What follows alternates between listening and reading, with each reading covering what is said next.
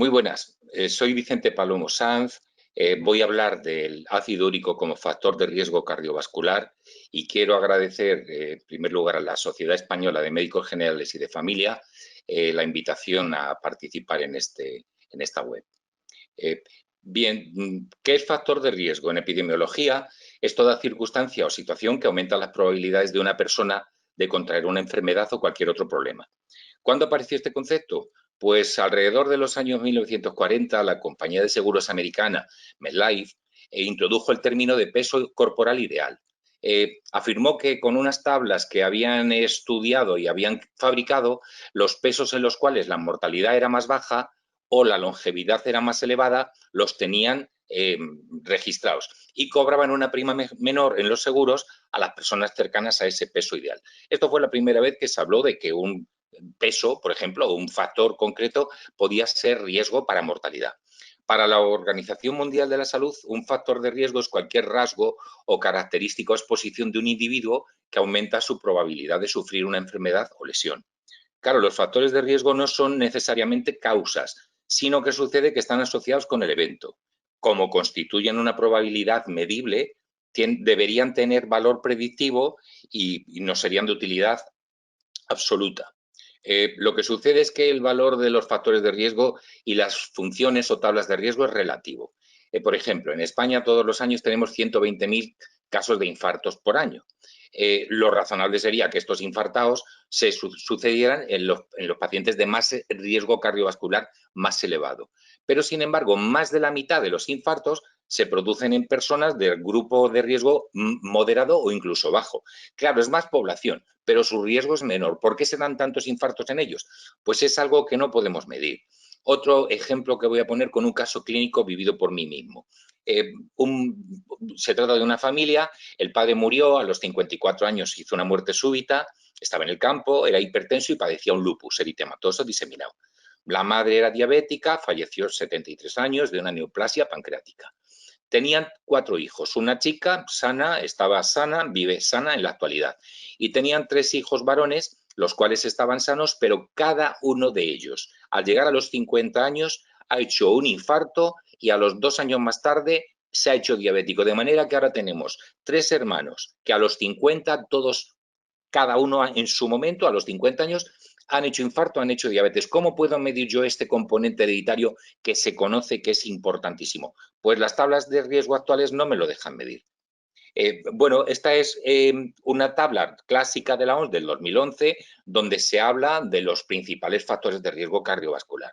Aquí el ácido úrico no está y parece que no se le espera, porque tenemos la clasificación típica, factores histórica clásica, factores de riesgo causales o mayores o independientes, son aquellos que su asociación es más fuerte con la enfermedad cardiovascular, por ejemplo, los conocemos, la edad, que es factor de riesgo para todos, sobre todo para la muerte, la edad, sexo masculino, tabaco, la hipertensión arterial, la hipercolesterolemia, la elevación del LDL, el HDL bajo, la diabetes, son muy conocidos.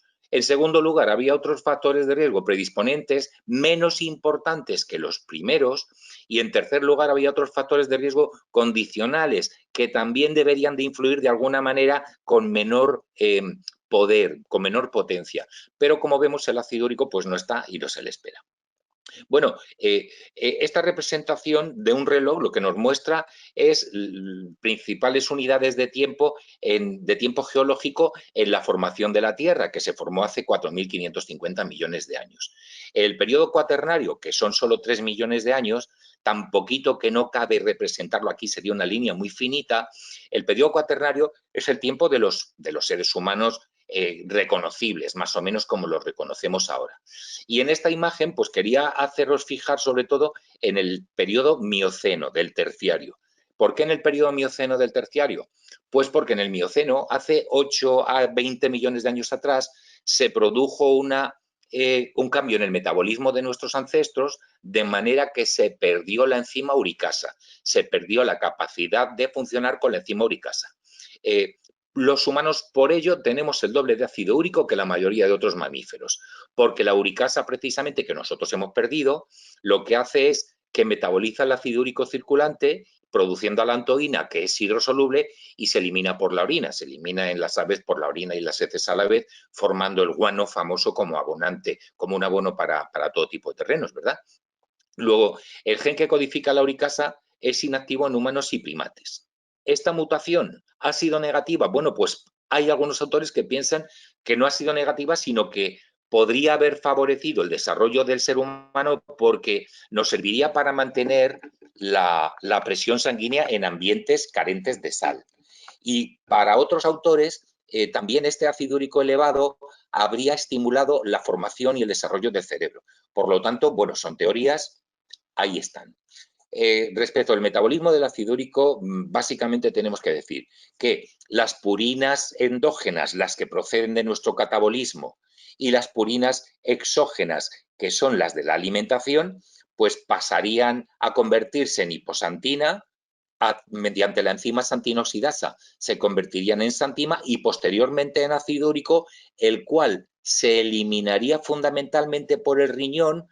El riñón filtra el 100% de ácido úrico, pero reabsorbe el 90%, de manera que un 10% de todo lo que filtra lo expulsa, lo excreta. Y también había una excreción por vía fecal, por vía del intestino. Al final de todo el ácido úrico que expulsa el organismo, un 70% corresponde a la excreción renal y un 30% corresponde a la excreción intestinal. Claro, la hiperuricemia puede conducir, como todos conocemos, a gota, pero también probablemente a efectos cardiovasculares de los que vamos a hablar en esta charla. Mientras que la hiperuricosuria, pues fundamentalmente lo que haría sería patologías relacionadas con cristales de ácido úrico en el riñón. ¿Cómo definimos hiperuricemia? Bueno, pues es una cosa, la hiperuricemia se define a partir de algún punto concreto que tenemos que decir. Como con 6,8 miligramos de decilitro de plasma el ácido úrico inicia su solubilidad, sería la cifra indicativa de hiperuricemia.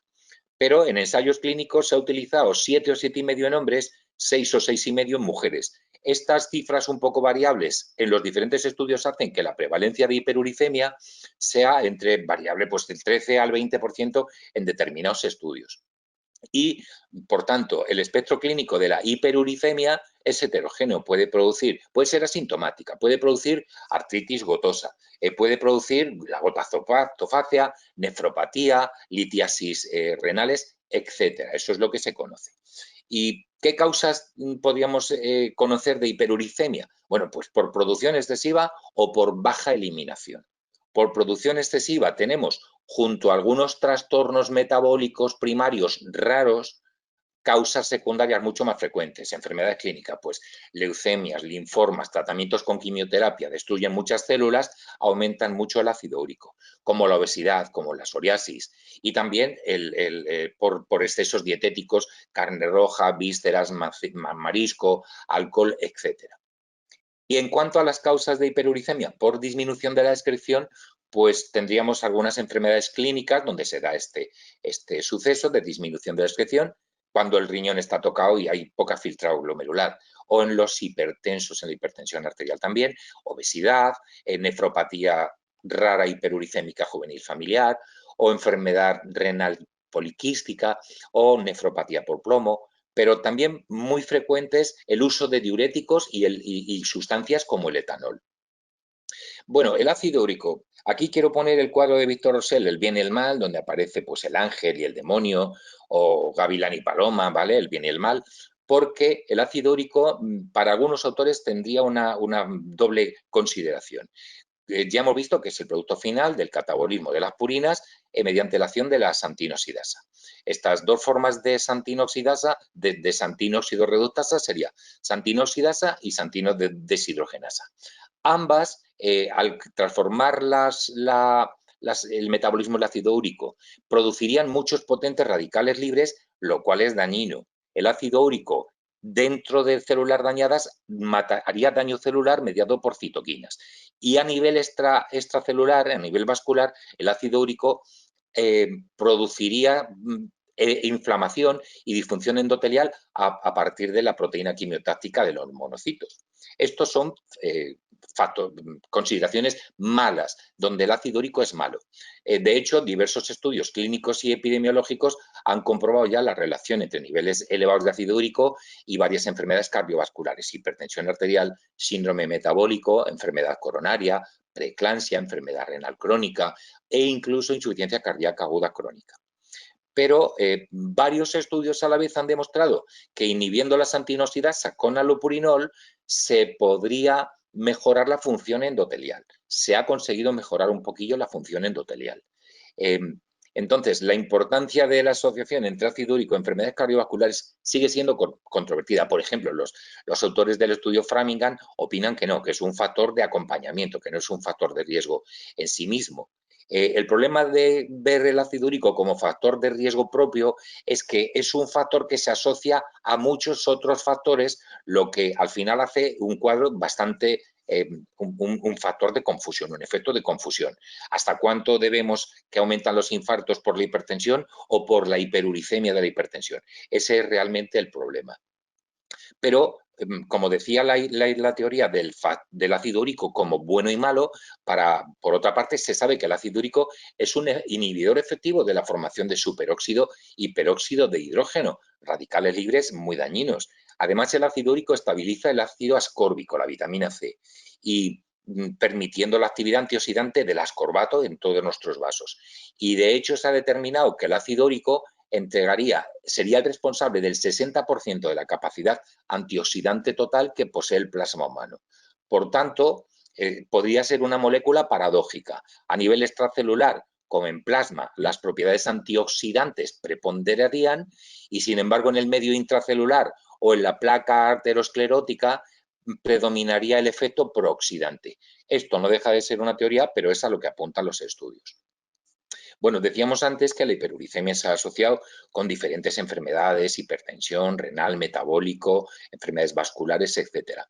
¿Qué motivo, qué razones apoyarían esta relación? Bueno, pues desde luego que el exceso de ácido úrico reduce las concentraciones de óxido nítrico endotelial, aumentan el estrés oxidativo, activan el eje renina-angiotensina, pueden inducir hiperplasia de músculo liso vascular y desde luego influyen en la enfermedad microvascular renal. Así, hay muchos ensayos epidemiológicos realizados en población general, los tenemos aquí, unos cuantos de ellos, que han demostrado que el aumento del ácido úrico incrementa el riesgo relativo de desarrollar hipertensión arterial. Todos estos estudios muy conocidos, con un volumen de individuos muy importante, pues prácticamente el riesgo relativo para hipertensión de la hiperuricemia es superior a 1 en todos los estudios, es decir, se relaciona ácido úrico con hipertensión arterial. Más en propia población hipertensa, la hiperuricemia se ha encontrado como predictor independiente de esta hipertensión arterial mediante análisis multivariante. Veis aquí que la mayoría de los estudios van en este sentido. Por lo tanto, sabemos que un nivel elevado de ácido úrico predice el desarrollo de hipertensión en población general. Por otra parte, se sabe que la hiperuricemia se observa en un 25 a 60% de pacientes hipertensos no tratados y hasta en un 90% de adolescentes con hipertensión. Y por cierto, que la disminución del ácido úrico en estos pacientes adolescentes con hipertensión, mediante un inhibidor de xantinosidasa, disminuye la presión arterial, la hipertensión arterial. Eso es un hecho importante. Pero, ¿qué pasa con el ácido úrico y otras enfermedades cardiovasculares, infartos, ictus, cardiopatía isquémica, etcétera?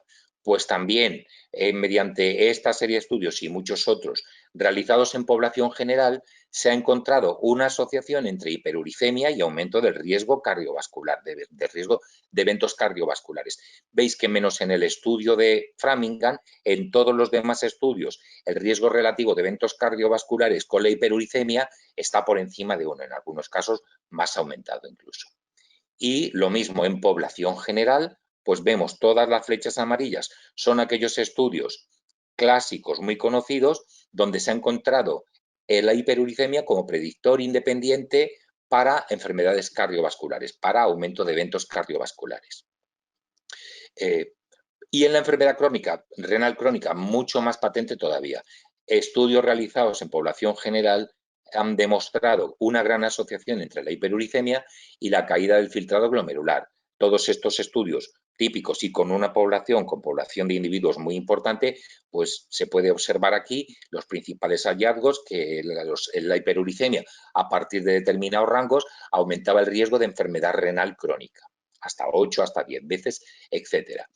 Y Brown, en este gran metaanálisis de más de 3 millones de sujetos participantes, agrupando estudios con más de 3 millones de sujetos, lo que veía Brown es que, con la excepción de los pacientes que ya tienen enfermedad renal terminal, en el resto la hiperuricemia se asociaba mediante una curva en J con la mortalidad total, con la mortalidad cardiovascular y con la enfermedad renal crónica. Es decir, con un metaanálisis muy potente. Por tanto, 1 miligramo más solo de ácido úrico sí es importante. Llega a aumentar el riesgo de daño renal en un 17, en un 18%. Y cuando hablamos de hiperuricemia tenemos que hablar, aunque sea de soslayo, de la gota, porque la gota está producida por el ácido úrico, el depósito de microcristales en las articulaciones. Y la gota se conoce, se sabe que aumenta el riesgo de muerte por enfermedades cardiovasculares o por enfermedad, por puramente cardiopatía isquémica crónica, desde el metaanálisis de Clarkson con más de 200.000 pacientes. Es decir, esto en la gota está claramente demostrado. La gota aumenta mucho el riesgo de eventos cardiovasculares. Claro, hasta el momento se han publicado muchos estudios de asociación entre hiperuricemia, riesgo cardiovascular y riesgo renal, pero los trabajos de intervención son escasos y no hemos llegado a demostrar una relación causal. Wen, en un gran estudio epidemiológico hecho en población taiwanesa, casi 500.000 habitantes, participantes, se dio cuenta que el aumento de ácido úrico se asocia con un mayor riesgo cardiovascular y que en los pacientes de bajo riesgo la hiperuricemia por encima de 8 miligramos aumentaba la mortalidad cardiovascular en un 230%. Otros ensayos clínicos han visto que la disminución de ácido úrico con alopurinol ha sido capaz de disminuir el grosor de íntima media carotidio, la angina cardiovascular, la hipertrofia ventricular izquierda, la rigidez arterial y eventos cardiovasculares, ya sea en sujetos con o sin enfermedad renal crónica. Y finalmente, un análisis epidemiológico con casi 150.000 pacientes italiano demostró que la concentración de ácido úrico se correlaciona también con morbilidad cardiovascular. Y esta asociación era mayor en pacientes, lógicamente, con enfermedad renal crónica, que es otro factor de riesgo. En el conocido estudio MDRD, mediante un seguimiento de 4 años a 840 pacientes con enfermedad renal crónica, se observó, como decíamos antes, que solo 1 miligramo más de ácido úrico se asociaba con un aumento de riesgo de 17, 16, 17 en la mortalidad. Conway, con un estudio pequeño de solo 105 sujetos, pero se dio cuenta que con alopurinol se mejoraba la función endotelial, mejoraba el filtrado glomerular y mejoraba la presión arterial sistólica en los pacientes hiperuricémicos, que era como un 70% del total. Lo que pasa es que no sabemos si el efecto en este caso era propio del alopurinol o debido al efecto antioxidante de disminuir el ácido úrico. Vale, aparte de estos pequeños estudios de intervención, hay otros estudios siempre que corroboran el efecto de la disminución del ácido úrico sobre la progresión de la enfermedad renal crónica. Por ejemplo, el estudio renal que se hizo con losartán, sabemos que el losartán disminuye los niveles de ácido úrico y en este estudio se vio que disminuyendo solo medio miligramo por decilitro de ácido úrico, esto se asociaba con una disminución del riesgo de evento renal en un 6% solo en los primeros 6 meses.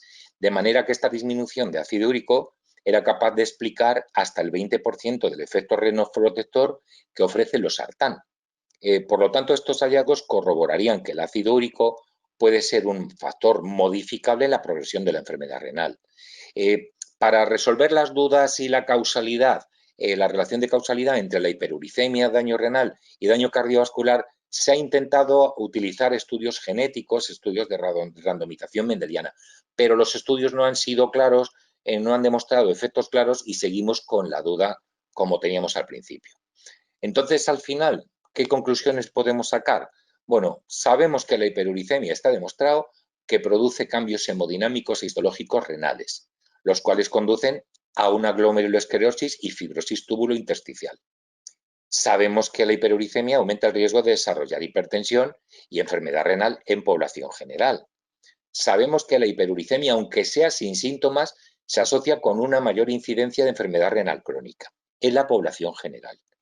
Y el ácido úrico aumentado puede predecir el desarrollo de nefropatía diabética en pacientes diabéticos de tipo 1 o de tipo 2. Y también sabemos que el tratamiento con inhibidores de xantina oxidasa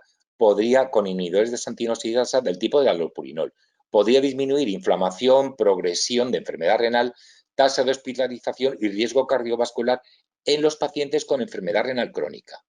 Pero un inhibidor de la xantina oxidasa, como también es el febuxostat, en vez de estos efectos beneficiosos, en el estudio CARE, lo que se ha visto es que aumentaba el riesgo cardiovascular. Por lo tanto, no deberíamos usar febuxostat en casos de hiperuricemia resistente al allopurinol en pacientes que tengan eventos cardiovasculares previos o riesgo cardiovascular muy alto. De manera, hoy día, ¿hay que tratar la hiperuricemia sintomática? No tenemos datos. Los nefrólogos tienen tendencia mayor que los médicos de familia a tratar la hiperuricemia sintomática porque ven más daño renal crónico. Pero no está claro que haya que tratar siempre. Sobre todo porque el allopurinol no es un fármaco siempre benigno. En algunas ocasiones, en raras ocasiones, pero puede provocar efectos de reacciones de hipersensibilidad incluso fatales. Por lo tanto, la hiperuricemia, al final, lo que tenemos que decir como colofón es que podría representar al mismo tiempo causa y consecuencias de disfunción endotelial, síndrome metabólico, enfermedad cardiovascular, ser, por tanto, un factor de riesgo cardiovascular. Pero, señores, se necesitan más estudios para confirmar esta hipótesis. Después de haberme escuchado estos minutos, lo que yo he expuesto, siento no poder concluir si es o no es el ácido úrico un auténtico factor de riesgo cardiovascular independiente. Muchísimas gracias a ustedes por escucharme, por ver la presentación y a la Sociedad Española de Medicina General y de Familia. Muchas gracias.